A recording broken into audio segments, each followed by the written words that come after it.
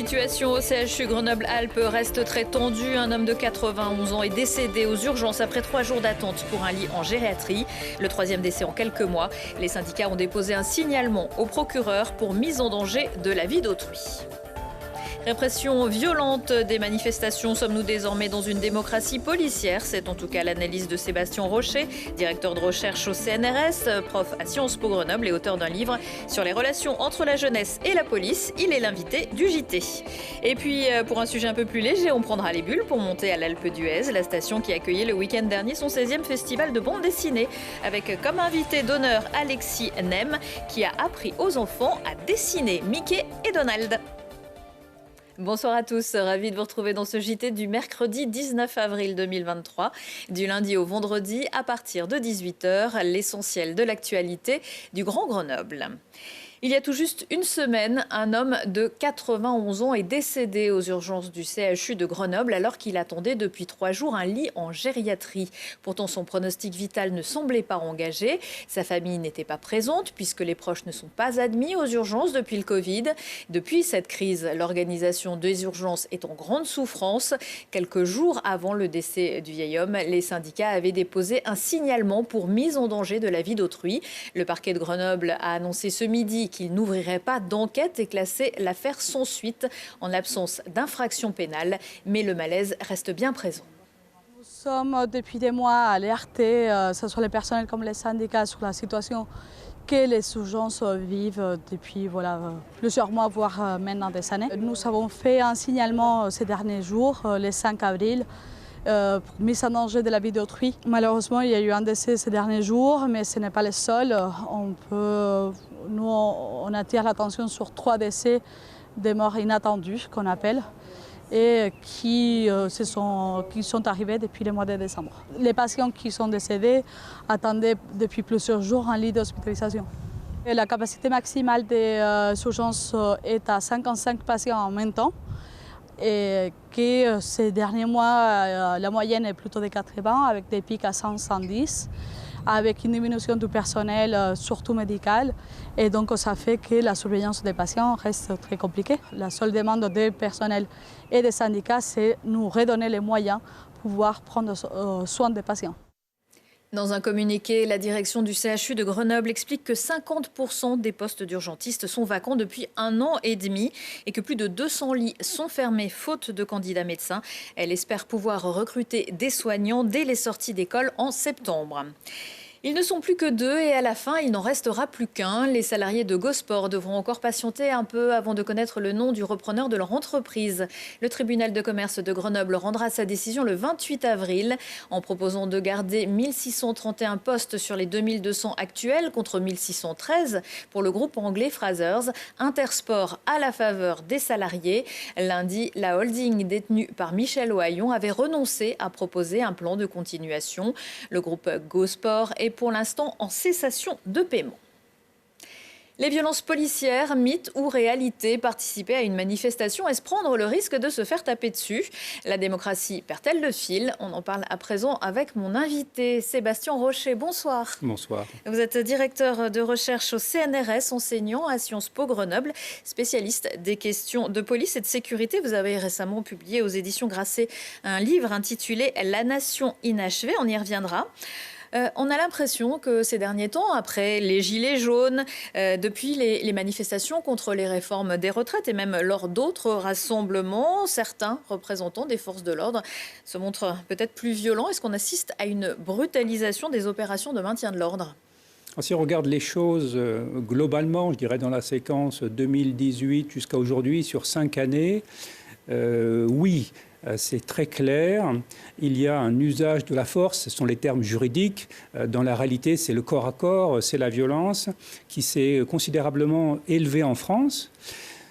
Pour autant, on n'est pas dans une situation comparable, évidemment, à celle du Brésil ou à celle de la Russie. C'est-à-dire qu'il y a toujours une ligne rouge en France qui est 0 mort. Mais à côté de ce 0 mort, il y a une utilisation notamment des grenades et LBD qui provoquent des mutilations, plus de 4 depuis le début d'année, plus de 30 pendant les Gilets jaunes, un total qui est inconnu dans les autres démocraties européennes. On l'a vu avec cette fameuse brigade, la Brave M, avec une scène qui a été filmée sur les réseaux sociaux qui témoigne de la violence de certaines confrontations. Ça aussi, c'est nouveau. Cette espèce d'impunité. On sait bien qu'on peut être filmé partout, tout le temps, et puis pourtant, on y va quand même, quoi. Ben oui, d'abord, les comportements illégaux ou violents, les tirs qui ne respectent pas la distance au LBD, par exemple, les NAS, les gazages, les arrestations préventives, ça répond à des instructions. C'est-à-dire qu'on ne demande pas aux policiers de faire des fautes, mais on leur demande d'agir d'une manière qui les pousse à la faute. Quand Darmanin dit je ne veux pas de ZAD ni dans Paris ni ailleurs, ça c'est une instruction qui dit aux gendarmes et aux policiers, soyez une unité de choc, allez à la confrontation. Et forcément, de la confrontation, vont sortir des blessés, d'ailleurs, dans les deux côtés. Donc en fait, c'est une instruction, c'est pas parce que les forces de l'ordre sont fatiguées, comme le dit le ministre de l'Intérieur. Alors la fatigue n'est jamais une bonne chose. Bon, si les agents sont fatigués, c'est que leur employeur ne prend pas suffisamment soin d'eux. Donc il y a une responsabilité de l'employeur. Mais non, si on compare les policiers français aux policiers allemands et aux policiers britanniques, ce qu'on voit, c'est que les policiers français reçoivent des instructions et sont équipés pour aller à cet affrontement. Les LBD sont inconnus en maintien de l'ordre en Allemagne, ils sont inconnus au Royaume-Uni, inconnus au Danemark, inconnus en Finlande. Les équipements de protection que portent les policiers, vous ne les voyez pas non plus dans les autres pays européens. Donc on a une police qui se prépare à l'affrontement, qui ne lâche pas ses coups non plus n'importe comment. Encore une fois, on n'est pas dans une dictature, mais on a une police qui aujourd'hui est envoyée à l'affrontement contre des manifestants, y compris des manifestants pacifiques. D'ailleurs, on va le voir, à Sainte-Soline, des familles avec enfants ont reçu des gaz lacrymogènes. A priori, ils n'étaient pas forcément destinés à eux. Il y a eu une erreur aussi sur des groupes qui étaient plus ciblés que d'autres, mais quand même. Oui, alors ça c'est un principe important du droit européen auquel la France a souscrit, ça s'appelle la différenciation. C'est-à-dire que dans les manifestations, vous avez des gens qui vont, comme vous et moi, exprimer leur mécontentement, leur colère, puis vous avez d'autres groupes qui sont beaucoup plus agressifs, et y compris qui peuvent jeter des projectiles sur les policiers. Bon, l'instruction générale qui est donnée, c'est de différencier. Vous ne gazez pas les gens qui ne font rien et vous réservez l'usage de la force par rapport à ceux qui sont une menace ou un danger. Mais malheureusement, cette instruction est bonne, mais elle n'est pas appliquée en France. On a donc une indifférenciation. Les tirs de LBD, de grenades, les gazages ont concerné aussi, par exemple, les journalistes étrangers qui, dans toute l'Europe, écrivent des reportages sur ce qu'est le maintien de l'ordre en France. Vous dites, la nouvelle démocratie policière française se résume à une formule, l'État contre la nation. On en est là. Je crois que le président de la République a fait le choix de ne pas rechercher de compromis politique, et la police est ensuite envoyée dans ce défaut de compromis politique. Ce n'est pas la police qui crée le désaccord entre les Français et la présidence de la République, mais ce désaccord engendre le fait qu'on emploie la police. Et quand on n'a pas d'autorité, quand on a perdu son autorité, on tend à employer plus de contraintes, plus de coercition, et je crois que c'est ce qui est en train de se passer. Alors, on peut le dire aussi, à Grenoble, qui est une plus petite ville, voilà, ce qui s'est passé à Paris avec les Braves M, c'est aussi à déplorer, bien sûr, mais à Grenoble, les manifestations ont été réprimées plutôt de façon pacifiste et calme. Ça dépend aussi un petit peu même s'il y a un ministre qui donne des ordres, ça dépend aussi un peu en local de chef de la police locale. En fait, il y a beaucoup de facteurs qui jouent. Je crois que tout le monde cherche à les réduire à un seul, mais il y en a beaucoup. Les instructions politiques d'aller, comme on dit, au contact, c'est-à-dire au corps à corps, vont avoir un effet.